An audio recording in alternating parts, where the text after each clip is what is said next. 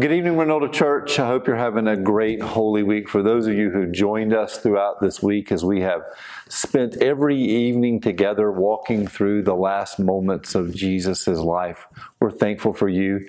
Just a moment of encouragement for you as we turn ourselves towards doing Easter at home this weekend. Tomorrow night, Friday night, April the 10th at 6:30 p.m., we're going to celebrate Good Friday together. And we're going to contemplate together how we could, as Christians, call the night in which our Savior died good. And then on Easter Day, April the 12th, we'll be having Easter at home, but we want you to invite your family, your friends, anyone you know to join us on Facebook or on the Renota website for services that go throughout the day. We'll start with an early morning service at 6 a.m. and then 9:30, 11, 12:30, and end our day at 5, all proclaiming that our Savior that died on Good Friday has been raised from the dead. So I hope you'll join us this Easter weekend on Good Friday and Easter Day as we celebrate that Jesus has won the victory over death. Tonight, as we contemplate the Last Supper, I want to start in a peculiar place. Psalm 118, beginning in verse 10. All nations surrounded me.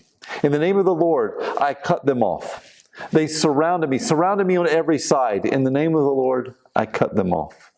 They surrounded me like bees. They went out like a fire among the thorns. In the name of the Lord, I cut them off. This likely describes a historical situation where the unnamed author, likely David, was given victory, supernatural victory, by the Lord in a battle. The power of Israel's story was its history. Festivals, in fact, were set up by God in Israel's history to mark the moments of their story. It made me wonder as I was considering this text and as we go forward in this text, if we had asked King David, what was the most significant moment in Israel's history? I mean, it is littered with stories of significance. It's the stories that we build the foundation of our children's faith on. If you were to ask your kids what stories they know, they would likely first go to the stories of the Old Testament, the stories of Israel. So if you ask King David, what is the most significant moment in Israel's history? Would he say Abraham? Would he say it's the moment when God called Abram and Sarai from their homeland and helped them travel across the desert till they found a new land that God would give to them and a covenant that God would make with them? Maybe it's not the Abraham story. Maybe it's the story of Jacob. Jacob and his 12 sons, after which God would divide the land and give it to the people of Israel and to the tribes of Jacob. Maybe it was Joseph's reign in Egypt. Maybe it's Joshua's wall in Jericho. Maybe it's Gideon's battle or Elijah's prophetic work and miracles at Mount Carmel. But I think it's likely that if we asked King David, what was the most significant moment in Israel's history, he would say something else. And here's why I think so.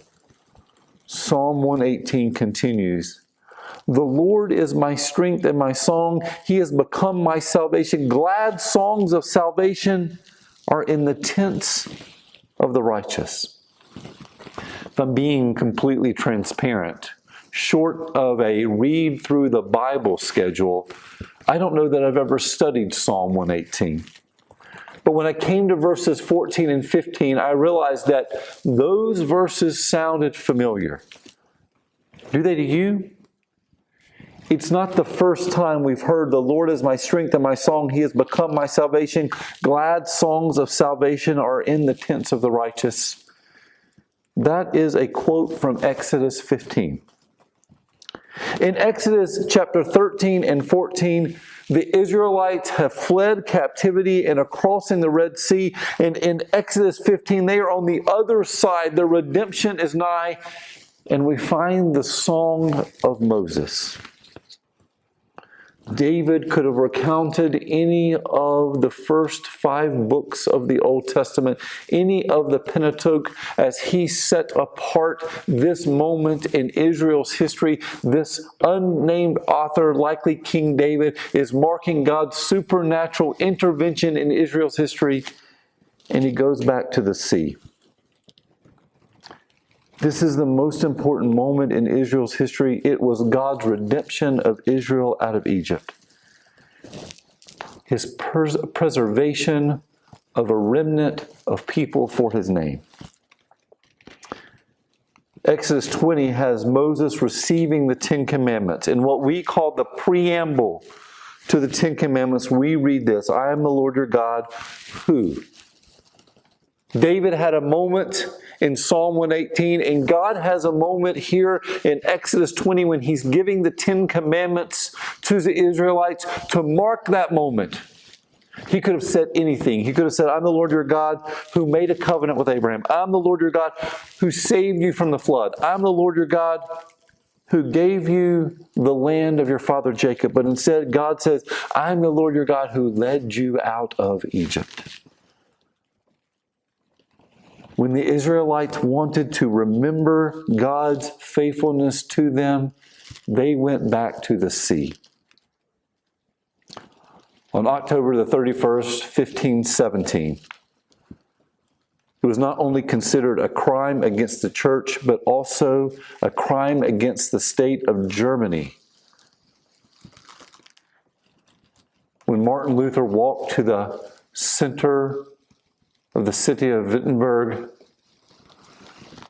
and put up the 95 Theses. In August, some 1 decade later, Luther found himself in hiding because of his actions, and in 1530, he's hiding in Augsburg when he is called to court. The Diet of Augsburg, which is not our efforts to avoid sugar or carbs, but instead was a meeting of the churches, was a significant theological debate about what the Church of Germany was to do with this heretic Martin Luther. The Holy Roman Emperor Charles V had called forth for this meeting the Diet of Augsburg, saying, you guys work this out. Luther hid for 165 days in Augsburg Fortress. It's one of Germany's largest castles. While there, he was communicating primarily by written letter. Luther's communications with Philip Melanchthon and Justus Jonas became maybe the Reformation's most important documents. He is challenging in the Augsburg Confession what is happening in this church meeting. He is arguing that he has discovered with his own eyes that by grace alone we are saved.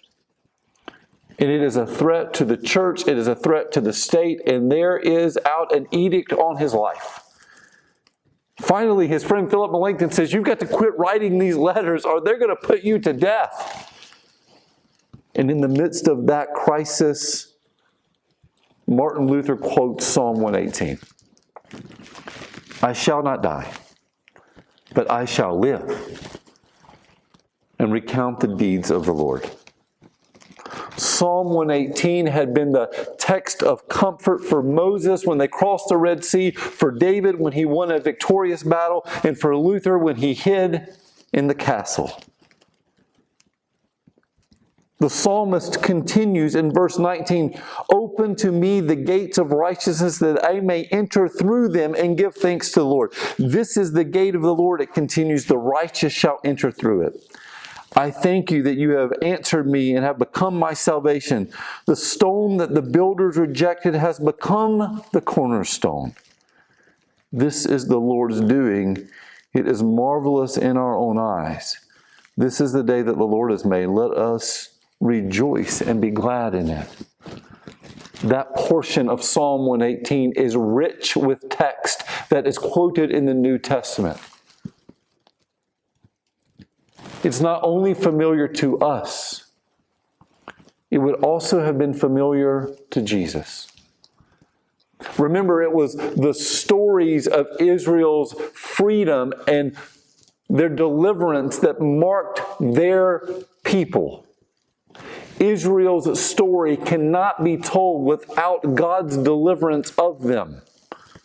Moses knew it, David knew it, Luther knew it, and Jesus knew it for a unique purpose. This was the text that would have marked the Passover festival. Festivals marked God's faithfulness to His people. And every year, Jews, from the youngest of age to the oldest, would gather during the Passover, and they would recount the stories of God's faithfulness as He brought the people out of Israel. As the angel of the Lord passed over the households of the Israelites and spared their firstborn. And they would gather around a meal, a supper, and the very elements of that meal would retell that story. And this text, this psalm, Psalm 118, would be the source text, the song of that meal. For the Israelites, the Psalms were their songbook. They were to be known in your heart and sang with your voice.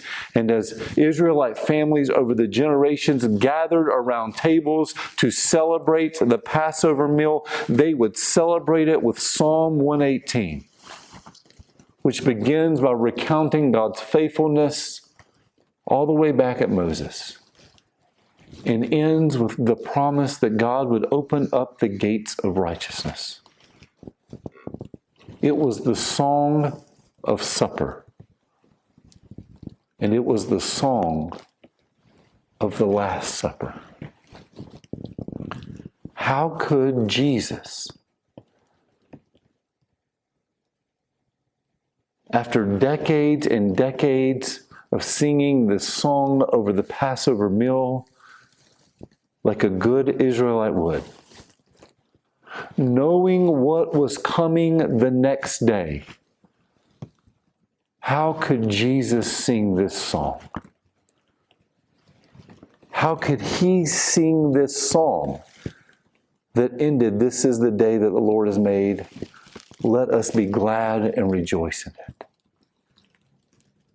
Jesus knew that He was mere moments from the garden and from crucifixion, from being accused and being put to death. And yet out of His mouth, He recounted the words of David from Psalm 118 and the promise that reassured Moses that God was faithful. Because as Jesus celebrated Psalm 118 as the song of His Last Supper, He knew as He broke the bread and drank of the cup that because this cup would not pass from Him, that the gates of righteousness would be open for all of us. Jesus knew ultimately that Psalm 118 wasn't about the Israelites. It was about what Jesus was about to do following this Last Supper, opening the gates for the righteous to come in. And the righteous would come in because Jesus paid the price for the unrighteous to be deemed worthy. I hope you'll join us Good Friday evening as we mark the next step in Jesus' Holy Week. But we do so with a promise that Sunday assured us that the gates that we're not worthy of have been opened to us. God bless you, Renolda Church.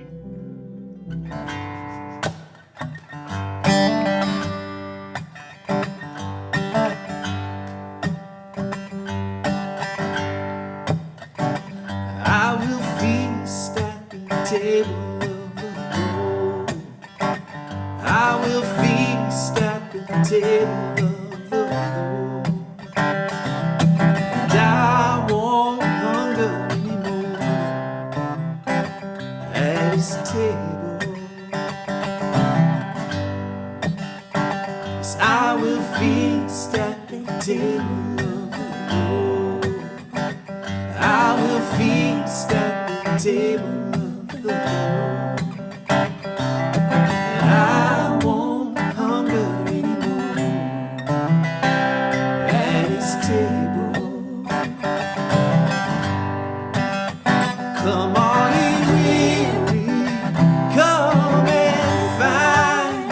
His yoke is easy, his burden light. Yes, he is able, he will secure at the table of the Lord.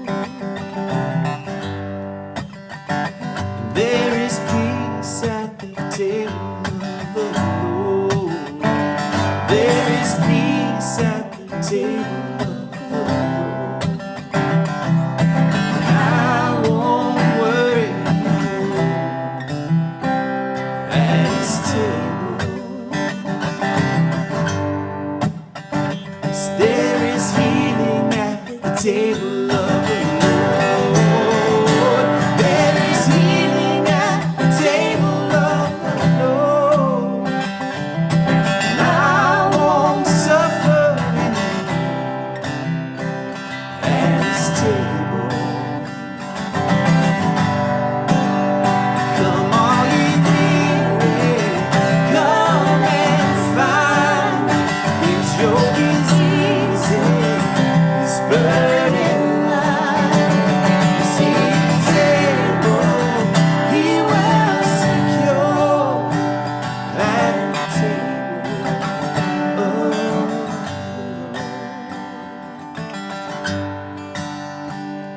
And I know he has a place for me.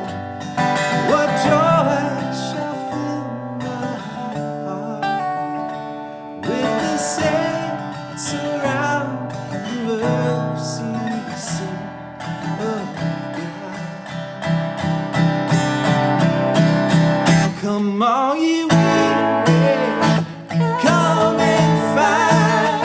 His yoke is easy, his burden light. He is able, he will restore at the table of the Lord.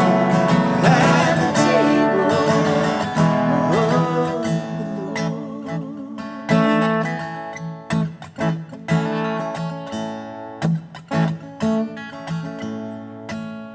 'Cause I'm invited to the table of the Lord.